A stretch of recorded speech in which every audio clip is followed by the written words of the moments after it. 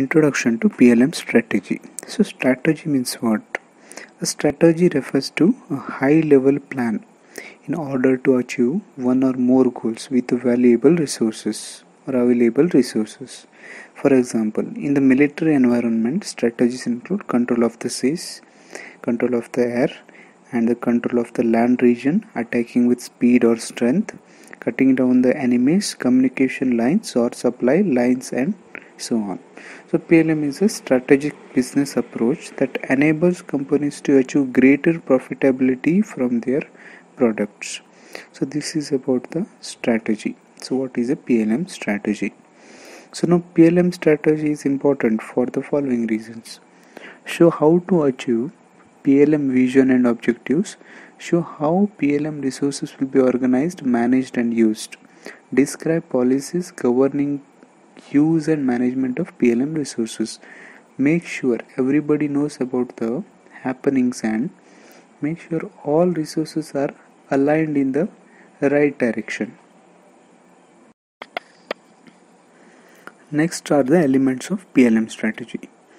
So, a vision of tomorrow, a realistic assessment of today, plan for bridging the gap between the reality of today and vision of tomorrow, required capabilities and resources to carry out plans. A vision of tomorrow means what? The most important components of strategic plan is a vision of tomorrow, which provides people to think about the organization's purpose and aspirations of the future. That is the future forecasting. Like how the organizational people think about the next future of the organization. That is a vision of tomorrow. A realistic assessment of today. So what is happening today?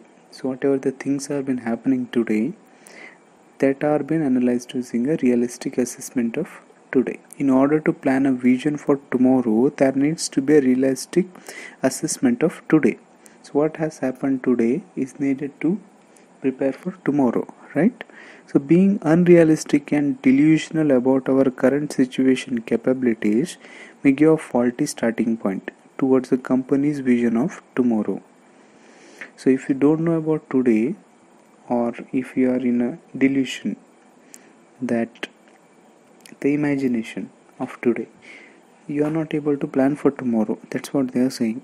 The strategy is to develop and maintain all the necessary information about the people, product, customers, competitors, market, and government initiatives in order to make informed decisions for changing environment, bridging gap between today and vision of tomorrow. So this includes people, process and practices, and technology. Is what? So here, bridging gap between today and tomorrow.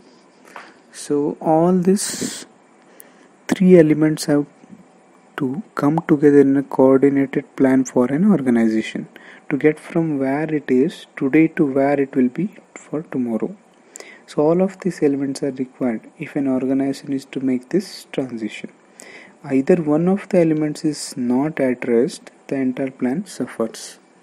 Capabilities and resources required to carry out the plans. So resources are needed to enable the plan for PLM, while capabilities are required to execute the plan for PLM. Organizations need to have assessment of their internal capabilities and realistic view of what their competitors, customers, and governments are doing. If they don't have the resources and capabilities to carry out the plan, there is a little possibility of their realizing their vision of the future. So this is about the elements of the PLM strategy. So how to develop a PLM strategy? Collecting information, identifying possible strategies, then selecting a strategy, communicating the selected strategy, planning the PLM strategy, implementing PLM strategy. PLM is not something that can be implemented overnight, and as a result, what is defined today may not be appropriate tomorrow. The present section details with how PLM strategies should be defined and implemented in a sustainable manner, one that naturally addresses change.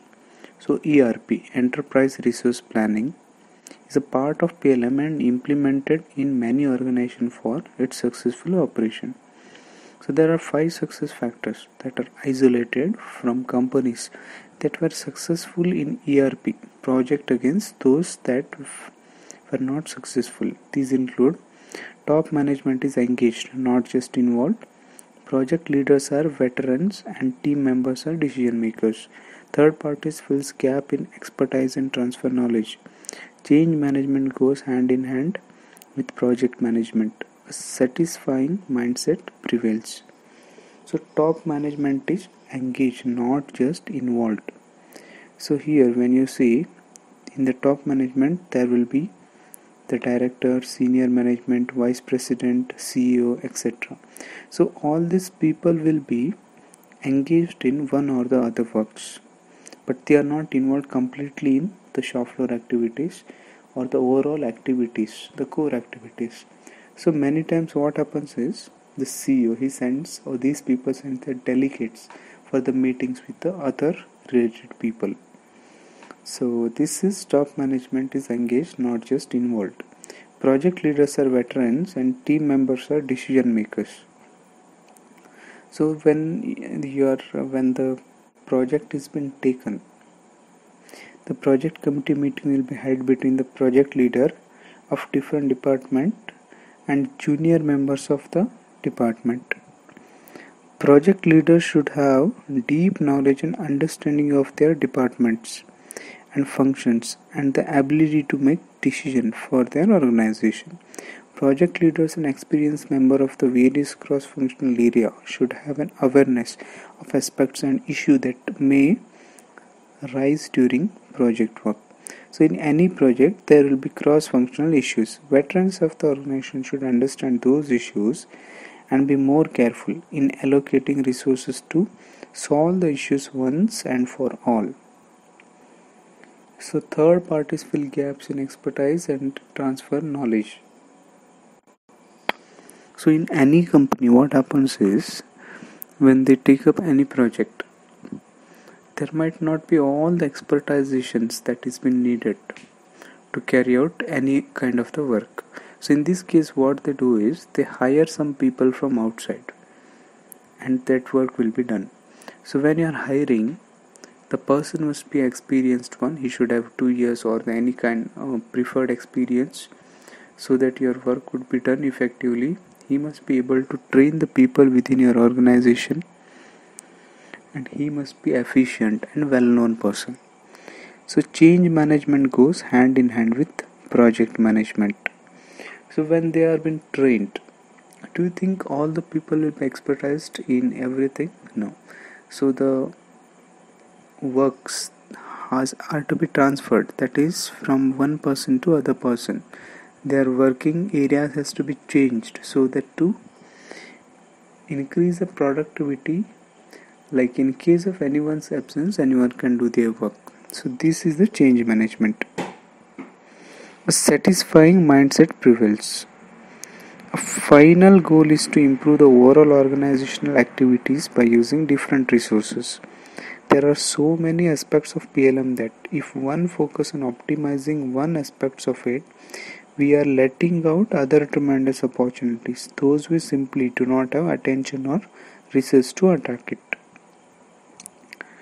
With PLM projects, we need to set goals and attack as many functional areas as possible that can return with improved efficiency.